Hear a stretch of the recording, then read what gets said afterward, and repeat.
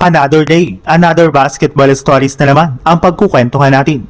At ngayon nga ay pag-uusapan natin ang balitang may reklamo nga po ang mga fans sa Golden State Warriors at ang balitang nagkakagulo na nga po ngayon ang Los Angeles Lakers.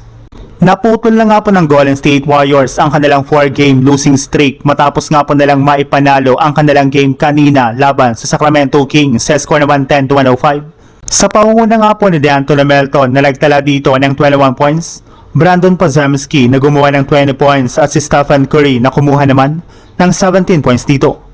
Pero sa kabila nga po ng magandang performance ng kanilang mga manlalaro, ay may ilang mga fans para naman nga pong hindi na satisfy sa kanilang panalo matapos muntikan pa silang makambakan ng Kings sa huling mga segundo ng fourth quarter. Kahit man nga po lumamang na sila sa kabuuan ng laro ay bigla na lang naman nga po silang nahabol at nalamangan pa ng Kings pagdating ng fourth quarter na siya nagpakaba sa kanilang mga fans.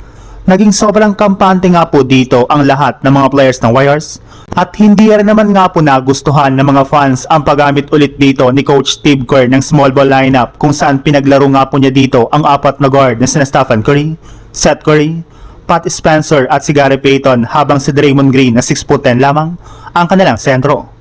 Hindi nga po ito nagustuhan ng mga fans dahil ito na nga po ang mismong dahilan bakit nawawala bigla ang kanilang momentum sa kanilang mga laro. Sa ibang balita naman, pagkatapos nga po na matalo ang Lakers sa kanilang game kanina laban sa OKC Thunder, ay mas nagdedelikado na nga po ang kanilang kalagayan sa standings ng West dahil malapit na nga po silang mahulog sa ika-5th seed kung saan mawawala na nga po dito ang kanilang home court advantage. Bukod rin nga po sa kanilang pagkatalo at pagbagsak sa standings ay unti-unti na rin naman nga pong nagkakawatak-watak ngayon ang kanilang kupunan. In fact, pagkatapos nga po ng kanilang laban ay nireal talk na nga po ni Coach JJ Redick ang kanyang mga players sa kanyang naging interview sa media. Una na nga po dyan ay ang pagsabi nito na hindi nga na po niya nagustuhan ang ginawang trabaho ni Rui Hachimura sa umpisa ng kanilang laro na siyang rason bakit binangko niya ito. Bukod rin nga po dyan, ibinulga rin naman nga po nito na nagkasagutan nga po sila ni Jared Vanderbilt sa kalagitnaan ng kanilang laban matapos nga po nitong hindi maipasok ang kanyang tatlong free throw.